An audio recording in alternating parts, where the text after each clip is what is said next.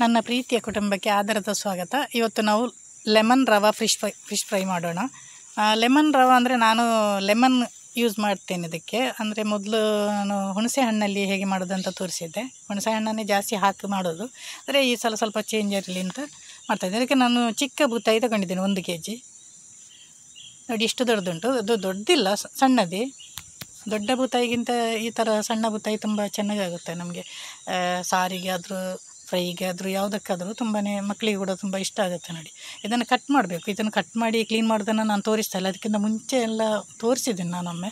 ಅದರಿಂದ ಅದನ್ನು ಅಷ್ಟು ತೋರಿಸೋದಿಲ್ಲ. ನಿಮಗೆ ಅಂಗಡಿಯಲ್ಲಿ ಕಟ್ ಮಾಡಿ ಕೊಡ್ತಾರೆ. ನಾನು ಇದಕ್ಕೆ ನೋಡಿ ಚಿಲ್ಲಿ ಪೌಡ್ರ್ ಅಂದರೆ ಕೆಂಪು ಅಚ್ಚ ಖಾರದ ಪುಡಿ ಒಂದು 3 ಚಮಚ 4 ಚಮಚ ತೊಗೊಂಡಿದ್ದೀನಿ. ಆಮೇಲೆ ಅಕ್ಕಿ ಹಿಟ್ಟು ಒಂದು 3 ಚಮಚ, ತೆಂಗಿನ ಎಣ್ಣೆ 3 ಚಮಚ, ಒಂದು ದೊಡ್ಡ ಲೆಮನ್ ತಗೊಂಡಿದ್ದೇನೆ, 1/4 ಸ್ಪೂನು ಅರಿಶಿನ, ಆಮೇಲೆ ರುಚಿಗೆ ತಕ್ಕಷ್ಟು ಉಪ್ಪು, ಆಮೇಲೆ ರವೆ ಬೇಕು ನಮಗೆ 1/2 ಕಪ್ಪು. ರವೆ ಹಾಕದೆ ಕೂಡ ಮಾಡ್ಬೋದು. ನಾನಿಲ್ಲಿ ಅಕ್ಕಿ ಹಿಟ್ಟು ಹಾಕಿದ್ದೀನಿ, ಅದಕ್ಕೆ ಸ್ವಲ್ಪ ಕಾರ್ನ್ಫ್ಲೋರ್ ಎಲ್ಲ ಹಾಕಿಬಿಟ್ಟು ಮಾಡ್ಬೋದು. ಖಾರ ನಿಮಗೆ ಜಾಸ್ತಿ ಬೇಕಾದರೆ ಜಾಸ್ತಿ ತಗೊಳ್ಬೋದು. ನಾನಂದರೆ ಇದು 1 kg ಇಷ್ಟು ಸಾಕಾಗುತ್ತೆ, ಅದರಿಂದ ಅಷ್ಟೇ ತಗೊಂಡಿದ್ದೀನಿ. ಇದನ್ನು ಇವಾಗ ಮಿಕ್ಸ್ ಮಾಡ್ಕೊಳ್ಳೋಣ. ನಾನಿಲ್ಲಿ ಖಾರದ ಪುಡಿ ಹಾಕ್ತಾಯಿದ್ದೇನೆ, ಹಾಗೆ ಅಕ್ಕಿ ಹಿಟ್ಟು ಕೂಡ ಹಾಕೋತಾ ಇದ್ದೀನಿ. ನೀವು ಕಾರ್ನ್ಫ್ಲೋರ್ ಮಾತ್ರ ಹಾಕೋಬೋದು ಬೇಕಿದ್ದರೆ. ನಾನಿಲ್ಲಿ ಅಕ್ಕಿ ಹಿಟ್ಟು ಹಾಕ್ತಾಯಿದ್ದೀನಿ, ಪರವಾಗಿಲ್ಲ. ಆಮೇಲೆ ಒಂದು 1/4 ಟೀ ಸ್ಪೂನು ಅರಶಿನ ತಗೊಂಡಿದ್ದೀವಲ್ಲ ಅದನ್ನು ಹಾಕ್ಕೊಳ್ಳೋದು. ತೆಂಗಿನ ಎಣ್ಣೆ ಕೂಡ ಹಾಕೋತಾ ಇದ್ದೀನಿ. ಇದು ಸ್ವಲ್ಪ ದಪ್ಪ ಬಂದಿದೆ, ಅಂದರೆ ಅದು ಇವಾಗ ಚಳಿ ಅಲ್ವ, ಹಾಗೆ ಅದನ್ನು ಮಿಕ್ಸ್ ಮಾಡ್ಕೋಬೇಕು. ನಾನು ಇದೇ ಟೈಮ್, ಕೆಲವರೆಲ್ಲ ಮೊಟ್ಟೆ ಕೂಡ ಹಾಕೋತಾರೆ, ಮೊಟ್ಟೆ ಹಾಕೋ ಅಗತ್ಯ ಇಲ್ಲ. ನನಗೆ ರುಚಿಗೆ ತಕ್ಕಷ್ಟು ಉಪ್ಪು, ಅಂದರೆ ನಾನೊಂದು 2 ಸ್ಪೂನು ತಗೊಂಡಿದ್ದೇನೆ, ಅಷ್ಟು ಸಾಕಾಗ್ಬೋದು. ಜಾಸ್ತಿ ಉಪ್ಪು ಯಾಕೆ ಅಲ್ಲ. ಆಮೇಲೆ ನೋಡಿ ಲಿಂಬು, ನಾನು ಅದು ದೊಡ್ಡ ಲಿಂಬಲ್ಲ, ಅದನ್ನು ಅದರಲ್ಲಿ ಇದು ಮಾಡೋದಕ್ಕೆ ಆಗೋದಿಲ್ಲ, ಅದರಿಂದ ಕೈಯಲ್ಲಿ ನಾನು ಸ್ಕ್ವೀಸ್ ಮಾಡ್ತಾಯಿದ್ದೇನೆ.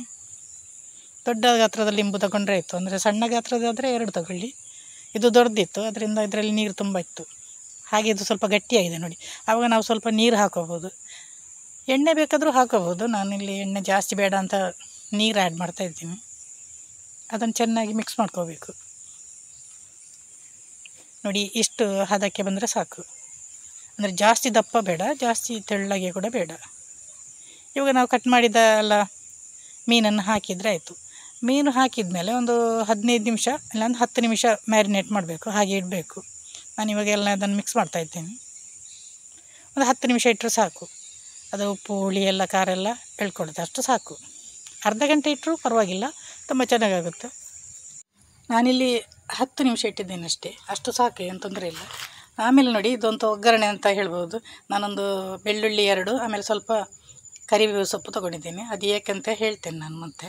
ನೋಡಿ ಇವಾಗ ಆಯಿತು, ಇದನ್ನು ನಾನು 10 ನಿಮಿಷ ಆಯಿತು. ರವೆಯಲ್ಲಿ ಸ್ವಲ್ಪ ಮಾಡ್ತೀನಿ ನೋಡಿ, ರವೆಯಲ್ಲಿ ಅದ್ದಿದ್ರೆ ಆಯಿತು, ರವಾ ಫ್ರೈ ಆಗುತ್ತೆ. ಲೆಮನ್ ಆಲ್ರೆಡಿ ಹಾಕಿದ್ದೇವೆ ನಾವು. ನೀವು ಲೆಮನ್ ಒಂದು ಒಮ್ಮೆ ಹಾಕಿ ನೋಡಿ. ಅದಕ್ಕಿಂತ ಮುಂಚೆ ನಾನೊಂದು ಹುಣಸೆ ಹಣ್ಣಿದ್ದು ರಸ ಹಾಕಿ ಮಾಡಿದ್ದು ಕೂಡ ತೋರಿಸಿದ್ದೇನೆ, ಅದನ್ನು ಕೂಡ ಮಾಡ್ಬೋದು. ಇಲ್ಲಿ ರವೆಯಲ್ಲಿ ಮಾಡಿ ಆಯಿತು ನೋಡಿ. ಇವಾಗ ನಾವು ಇನ್ನದನ್ನು ಡೀಪ್ ಫ್ರೈ ಅಲ್ಲ, ನಾನು ಶಾಲೋ ಫ್ರೈ ಮಾಡ್ತಾಯಿದ್ದೇನೆ. ಡೀಪ್ ಫ್ರೈ ಕೂಡ ಮಾಡ್ಬೋದು. ಶಾಲೋ ಫ್ರೈ ಸ್ವಲ್ಪ ಆರೋಗ್ಯಕ್ಕೆ ಒಳ್ಳೆಯದಲ್ಲ. ತೆಂಗಿನ ಎಣ್ಣೆ ತಗೊಂಡಿದ್ದೇನೆ ನಾನು, ಇಷ್ಟು ತೆಂಗಿನ ಎಣ್ಣೆ ಹಾಕಿದ್ದೀನಿ ನೋಡಿ. ಆಮೇಲೆ ನೋಡಿ ಇವಾಗ ನೋಡಿ ನಾವು ಒಂಥರ ಒಗ್ಗರಣೆ ಥರ ಬೆಳ್ಳುಳ್ಳಿ ಮತ್ತು ಕರಿಬೇವು ಹಾಕೋದು, ಅದು ಫ್ಲೇವರ್ ತುಂಬ ಚೆನ್ನಾಗಾಗುತ್ತೆ, ಅದಕ್ಕೋಸ್ಕರ ಹಾಕ್ತಾಯಿದ್ದೀನಿ. ನೀವೊಮ್ಮೆ ಮಾಡಿ ನೋಡಿ ಬೇಕಾದರೆ.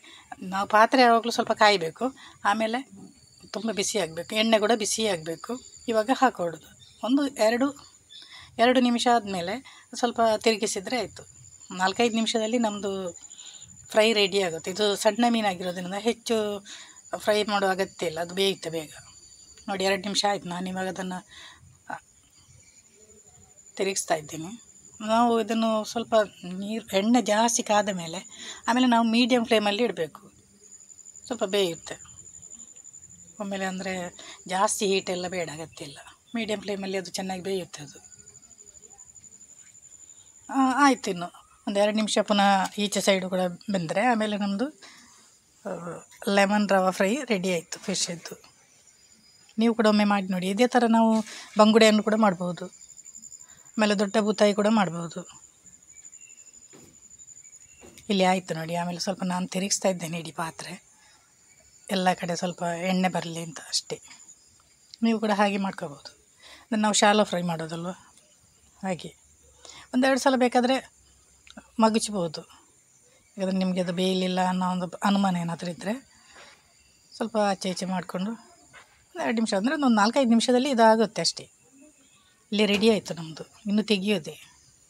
ಬೇಕಾದರೆ ಗಾರ್ನಿಷಿಗೆ ನೀವು ಪುನಃ ಒಮ್ಮೆ ಕರಿಬೇವನ್ನು ಸ್ವಲ್ಪ ಫ್ರೈ ಮಾಡಿ ಹಾಕೋಬೋದು, ನೋಡೋದಕ್ಕೆ ಚೆನ್ನಾಗಾಗುತ್ತೆ. ನಾನಿಲ್ಲಿ ಅದಕ್ಕೆ ಹಾಕಿದ್ದೇನಲ್ಲ, ಅದರಿಂದ ಪುನಃ ಒಮ್ಮೆ ನಾನು ಗಾರ್ನಿಷ್ ಮಾಡ್ತಾಯಿಲ್ಲ, ಅಷ್ಟನ್ನೇ ತೋರಿಸ್ತಾ ಇದ್ದೀನಿ. ಇವಾಗ ನಾನು ತೆಗಿತಾ ಇದ್ದೇನೆ. ಇಷ್ಟು ಸಾಕು, ಬೆಂದಿದೆ ನೋಡಿ.